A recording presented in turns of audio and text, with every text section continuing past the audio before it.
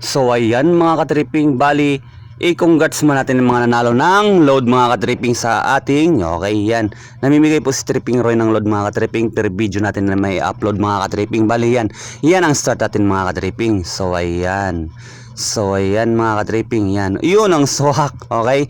Bali yan ang milk mga katripping, bali yan ang minilk na papaya mga katripping. Bali si Tripping Roy mga katripping ay namimigay po ng load mga katripping para sa ating masugid na mga followers mga katripping, okay. Yung mga sumusubaybay, yung mga bago pa lang po mga katripping na na nakapanood sa video na to mga katripping, yung mga nagsubaybay sa akin mga katripping. So ayan, nasubaybay ng aking channel mga katripping. Yan, yung mga hindi pa nakapagsubaybay, subaybay na si Tripping Roy. Okay, bali yan ang trip natin ngayon mga katripping. Bali yan ang start natin mga katripping. Yan, yung minilk na papaya. Yan ang papaya mga katripping na nilagyan ng, okay, swak. Papaya swak milk, okay. Masarap po yan mga katripping. Bali yan ang gagawin natin mga katripping. Bali yan, ilalagay na natin yung yung papaya. Bali yan ang ginayat ko na ako kanina mga katripping. Nahirapan pa si Tripping Roy. Bali yan siya mga katripping. Ipashow ko lang mga katripping kung paano lutuin to mga katripping. At ito ay subukan nyo na ito mga katripping.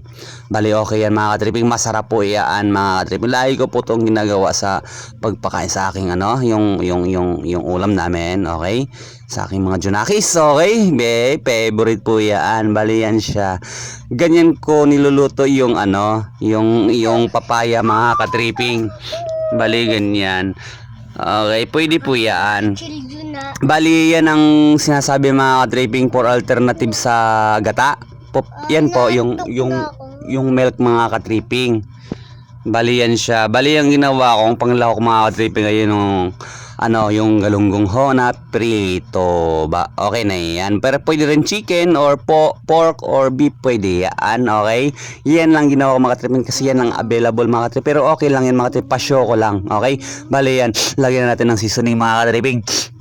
Bali yan, ganyan lang pagka nasa pagluluto. Okay yan mga katripping. Hindi natin alam na ganyan mga katripping pagluluto po, pwede yan.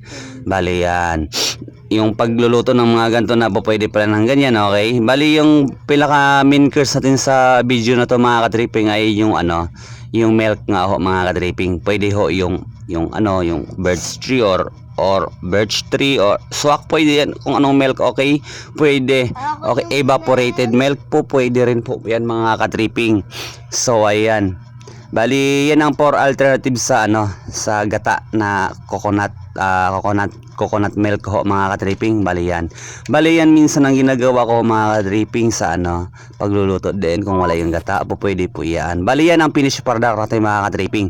Bali yan, kung mapapansin nyo mga katripping, yan po ay parang ginataang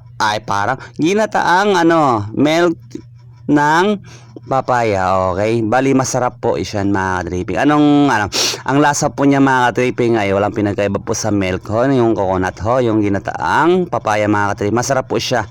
So ayan, So ayan mga katripping, bali siya, masarap po siya mga katripping. Bali kung nagustuhan nyo po ang video ko na to mga katripping, naway na ito ay ibahagi nyo mga katripping. Huwag nyo kalimutan mga katripping. At kung bago pa lang po sa aking channel mga katripping, naway na ako ay yung subaybayan mga katripping for Katripping channel mga katripping. Maraming salamat sa panonood ng video mga katripping.